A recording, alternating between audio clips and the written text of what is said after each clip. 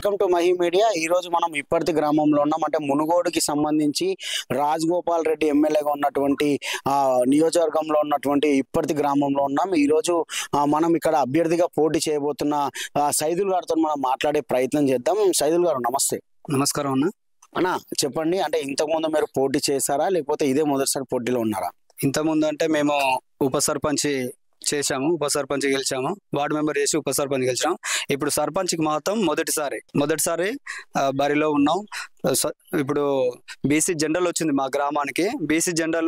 బీసీలు అత్యధిక ఉన్న గ్రామం ఇది కాబట్టి బీసీకి వచ్చింది కాబట్టి నేను బీసీలో జనరల్గా స్వతంత్ర అభ్యర్థిగా పోటీ చేస్తున్నాను. ఈ పోటీ నాకు బీసీలు అందరూ ఏకమై నన్ను అత్యధిక మెజారిటీ తోటి గెలిపిస్తారని నమ్మకంతో నా గ్రామ ప్రజల ఆశీస్సులు నాకు ఉంటాయని కోరుకుంటున్నాను అన్న.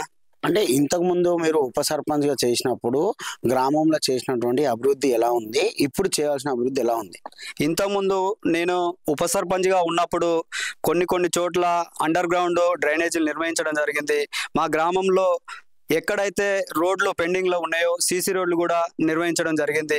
వీధి లైట్లు కానీ, నిత్యావసరంగా ఉన్నటువంటి వీధి దీపాలు, మిగతాది వాటర్ కూడా నిత్యావసరంగా మేము ఇంతకుముందుకే యువసేన యూత్ అని నిర్వహించినాం మా చిన్న ఏజ్ని. ఆ రోజు అందరు యూత్ అంతా కలిపి ఇప్పుడు ఒక ప్లాంట్ నిర్వహించడం జరిగింది. ఆ ప్లాంట్ గ్రామానికి మొత్తం ఉపయోగపడుతుంది. యూత్ ఎక్కువ ఉన్నారు మా గ్రామంలో కాబట్టి కొన్ని మంచి పనులు చేయడానికి అవకాశం ఉన్నదన్న యూత్.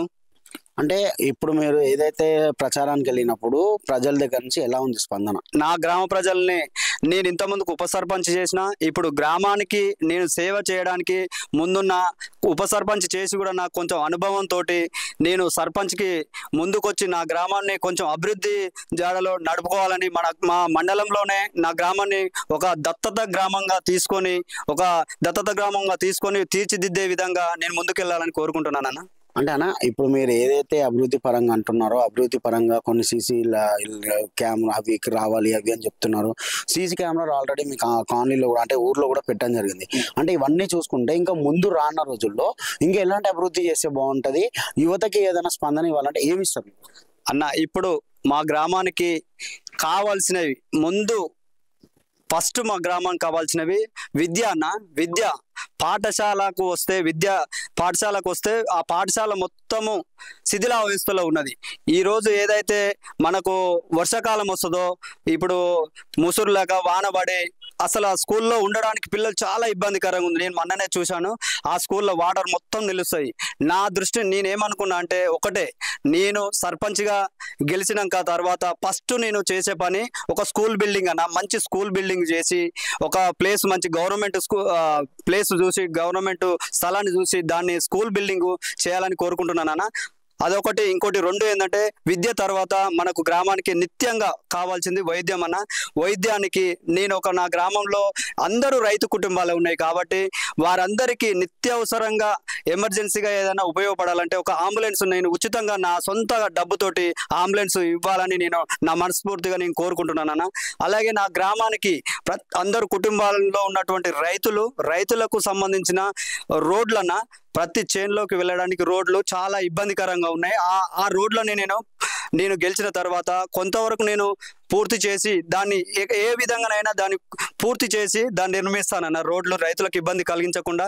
అలాగే మెయిన్గా మాకున్న సమస్య, గ్రామంలో ఉన్న సమస్య ఏంటిదంటనా, అండర్ గ్రౌండ్ డ్రైనేజీ లేదు. కొంతవరకే డ్రైనేజ్ చేసినాం. ఫస్ట్ మాకు సీసీ రోడ్లు వచ్చినాయి కాబట్టి అండర్ గ్రౌండ్ నిర్వహించలే. ఇప్పుడు అండర్ గ్రౌండ్ నిర్వహించాలంటే దాని ప్లానింగ్ చేసి మొత్తం టోటల్ అండర్ గ్రౌండ్ చేయడానికి మేము సిద్ధంగా ఉన్నామన్న. ఇప్పుడు కొన్ని రోడ్లు పూర్తి లేవు, సీసీ రోడ్లు కొంతవరకే లేవు, అవి కూడా పూర్తి చేయడానికి సిద్ధంగా ఉన్నాం. మెయిన్ యువతకు మా గ్రామంలో ఉన్నటువంటి ప్రజలకు నిత్యంగా వైద్యానికి ఒక క్లినిక్ ఏర్పాటు చేస్తానని నేను గెలిచిన తర్వాత సొంతంగా నేను నిర్వహిస్తానని నేను కోరుకుంటున్నాను. అలాగే నా గ్రామంలో ఉన్నటువంటి ప్రజలకు నేను గెలిచిన తర్వాత నిత్యావసరం వీధి దీపాలే కానీ, వాటరే కానీ వాళ్లకు ఎలాంటి ఇబ్బంది కలిగించకుండా నేను నిర్వహిస్తానని కోరుకుంటున్నాను అన్న. ఇప్పుడు మీ తరపున మీరు ఇవన్నీ చేస్తానని చెప్తున్నారు, బాగుంది. మరి ప్రభుత్వం తరపున మీ గ్రామానికి ఏమన్నా నిధులు అందుతున్నాయా, అంటే పథకాలు అందుతున్నాయా, అంటే దానిపైన మీరు ఏమంటారు? ఈరోజు గవర్నమెంట్ నుంచి ఇప్పటి వరకు అయితే నిధులైతే ఏం లేవు. నెక్స్ట్ నేను గెలిచిన తర్వాత మా గ్రామాన్ని ఒక మంత్రి దగ్గరకు, సెంట్రల్ మినిస్టర్ దగ్గరకు వెళ్ళి నా గ్రామాన్ని ఒక రకంగా దత్తత తీసుకోవాలని వాళ్ళని కోరుకుంటాను.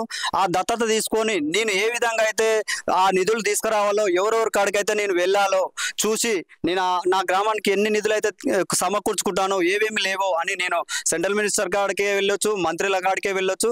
నా గ్రామం అభివృద్ధి కావాలని నేను కోరుకొని వారికి రిక్వెస్ట్గా నేను పోయి నా గ్రామాన్ని డెవలప్ చేసుకుంటానన్న. అంటే మీరు అంటున్నారు సెంట్రల్కి వెళ్తా అంటున్నారు, కానీ స్టేట్ నుంచి రావాల్సినటువంటి కొన్ని నిధులు వస్తూ ఉంటాయి. అంటే ఏవైతే డబుల్ బెడ్రూమ్ కోసం నిధులు ఇస్తున్నారు, అదేవిధంగా మహిళలకు ఉచిత బస్సు అనుకోండి, లేకపోతే మహిళలకు పెట్టిన ఆర్ స్కీమ్లే అనుకోండి, అలాంటి పథకాలు మన గ్రామంలో ఉన్నాయా లేవా? మన గ్రామంలో ఇప్పుడు ప్రస్తుతం ఉన్న గవర్నమెంట్ కొంతవరకు అమలైనాయనా, మిగతాయి అమలు కాలేదు. అవి అమలు కావాలని గవర్నమెంట్ను కూడా కొట్లాడతాము, ప్రజలకు చేరే విధంగా చూసుకుంటామన్న. ఇప్పుడు ఉన్నటువంటి కొంతమందికి ఇండ్లు వచ్చినాయి, ఇందిరమ్మ ఇండ్లు. ఇంకా కొంతమంది పేదలు ఉన్నారు, ఆ పేదలకు కూడా సెకండ్ లిస్ట్లో కానీ థర్డ్ లిస్ట్లో కానీ వాళ్ళకి చేరే విధంగా నేను కోరుకుంటాను అన్న, సహకరిస్తాను. అయితే ఇంకోటనా, లాస్ట్ క్వశ్చన్, ఇప్పుడు ఒకవేళ మీరు ఎలక్షన్లకు వెళ్తున్నారు కాబట్టి యువతకి మీరు ఏం చెప్పాలనుకుంటున్నారు? మీకు ఓటేస్తే వాళ్ళకు వచ్చే లాభం ఏంటి అనేది కూడా ఒకటి. ఇప్పుడు నేను ఎలక్షన్లకు వెళ్తున్నాను, మా గ్రామంలో యువత ఎక్కువ ఉన్నది. యువత చెడిపోకుండా నేను నా గ్రామానికి ఏదో విధంగా, యువకులు నిరుద్యోగులు ఉన్నారనుకో, ఆ యువకులను ఏ విధంగా చేయాలి, యువకులకు ఒకటి సపరేట్ ఏదన్నా కంపెనీ ఏర్పాటు చేయాలా, ప్రజలకు ఇబ్బంది కలిగించకున్నటువంటి కంపెనీని ఏర్పాటు చేయాలని నేను ఆల్రెడీ ఒకసారి ఒక కలెక్టర్ గారికి కలవడం జరిగింది. మా గ్రామానికి సంబంధించి ఒక 2-3 గ్రామాలకు ఉపయోగపడే విధంగా, యువతకు మంచి మత్తు బానిసాలకు కాకుండా, మద్యానికి బానిసలు కాకుండా ఏదో ఒక నిర్ణయం తీసుకుంటామన్నా. యువతకు సంబంధించిన నిర్ణయం పక్కా తీసుకొని యువతని చెడు దారికి పట్టకుండా చూస్తాం. ప్రస్తుతం ఉన్న గవర్నమెంట్ ఏదైతే అమలు చేస్తున్న పథకాలు ఉన్నాయో, ఇక్కడ ఉన్నటువంటి పేదలకు చెందట్లేవు. వాళ్ళు హామీలు ఇచ్చిర్రు, ఆ హామీలన్నీ నెరవేరలేదు. ఇప్పుడు ఏమైనా ఆయన పూటకో మాట ఆ విధంగా చెప్పడం జరిగింది, అన్ని హామీలు చెప్పిండు.